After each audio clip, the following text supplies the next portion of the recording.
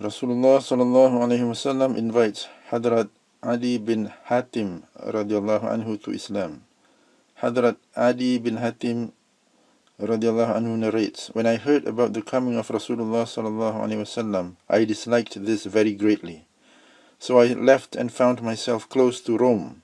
That is, according to another narration, he said, "So I left and went to the Caesar. However, I disliked this place more than I disliked the coming of Rasulullah s.a.w. I then said to myself, 'By Allah, why do I not rather meet this person? If he is a liar, it will not harm me in the least. On the other hand, if he is speaking the truth, I would know it.'" Hadhrat Adi bin Haatim r.a continues the story and says, "So I came to Rasulullah s.a.w. When I arrived, the people started shouting, 'Adi bin Haatim, Adi bin Haatim.' When I came before Rasulullah s.a.w, he said to me, 'O Adi bin Haatim, accept Islam and stay in peace.' He repeated this 3 times. I said to him, 'But I already follow a deen.' He replied, 'I know more about your deen than you do.'" Hadhrat Adi bin Haatim r.a says further, "I said, 'You know more about my deen than I do?' He replied, 'Yes. Are you not from the Rakusiya sect and have taken a quarter of your people's booty?' I said, 'True.' He then continued, 'This is not permissible for you according to your religion?' I admitted, 'Yes, it is certainly not permissible.' After hearing this, I was humbled before him. Rasulullah s.a.w. then added, 'Listen, I am also well aware of the thing that prevents you from accepting Islam.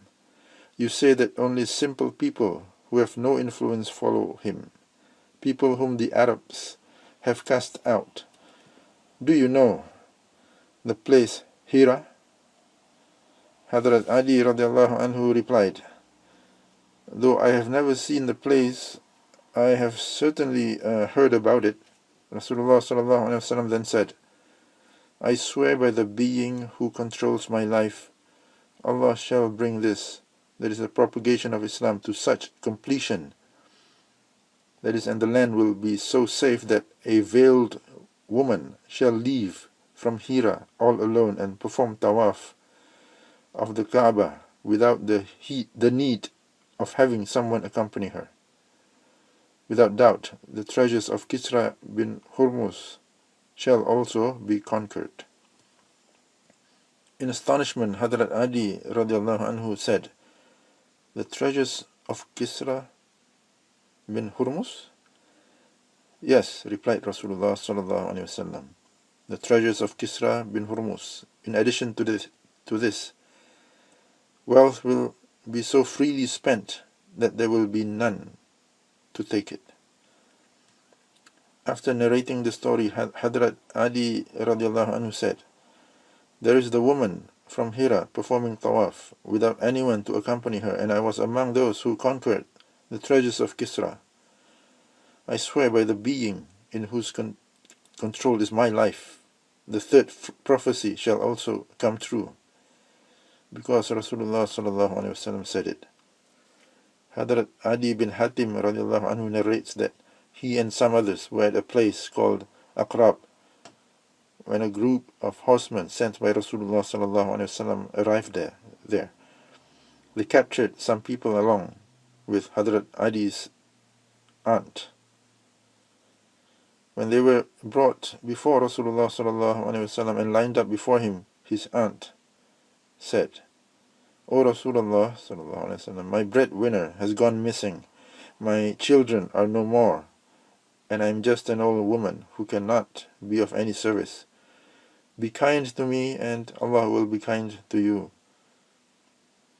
"Who is your breadwinner?" Rasulullah s.a.w. asked. "Adi bin Haatim," was the reply. Rasulullah s.a.w. said, "The one who escaped from Allah and His Rasul s.a.w. Rasulullah s.a.w. showed kindness to her by letting her go, and as she left, a man who had been with Rasulullah s.a.w., whom they believe was Hadhrat Adi r.a, said to her, "Why do you not ask Rasulullah s.a.w. for transport?" When she asked for transport, Rasulullah s.a.w. ordered and had it arranged for her. Hadhrat Adi r.a continues the story. He says, "When my aunt came back, she said to me, 'Your father would have never done what you did, deserting me like that. Whether you like it or not, you will have to go to him,' that is Rasulullah s.a.w. She then recounted the incidents of many people who had been to meet Rasulullah s.a.w. and enjoyed a favorable reception. I then proceeded to meet Rasulullah s.a.w. When I came to Rasulullah s.a.w., I saw a woman and 1 or 2 children sitting with him." Hadhrat Adi r.a also mentioned how close they sat to Rasulullah s.a.w. I gathered from this that he was neither like the king Kisra nor like the Caesar, but much more approachable. He said to me, "O Adi bin Haatim, what made you run away? Did the thought of saying that there is none worthy of worship but Allah make you run away? Is anyone worthy of worship but Allah? What made you run away? Did the thought of saying Allah is the greatest make you run away? Is there anything greater than Allah, the Most High, the Most Exalted?" I then accepted Islam, and I saw the face of Rasulullah s.a.w. light up with happiness. And he said, "Indeed, those with whom Allah is angry are the Jews, and those who are astray are the Christians." Hadhrat Adi r.a continues, "Some people then began asking Rasulullah s.a.w. for things. And because he had nothing with him, Rasulullah s.a.w. started encouraging the Sahaba radiallahu anhum to assist these people. Rasulullah s.a.w. then praised Allah and said to the people, 'O people, spend from that wealth which is extra, even though it may be 1 saw, or even less than that. Whether it may be a handful, or even less than that.'" One of the narrators by the name of Shu'bah says that as far as he can remember, Rasulullah s.a.w. also added, "Whether it may be a single date or even a piece of date. Every one of you shall stand before Allah on the day of Qiyamah, and Allah shall ask him exactly as I am telling you now. Allah shall say, 'Did I not bless you with the faculties of hearing and seeing? Did I not give you wealth and children? What have you sent ahead from this?' A person will then look in front of him and look behind him. He will look to his right and to his left, but he will find nothing there. He shall have nothing to save him from the fire of Jahannam besides the countenance of Allah. Therefore save yourselves from the fire of Jahannam, even though it be with a piece of the date that you give as charity. If you do not even have this much, then do so by speaking a kind word to a beggar.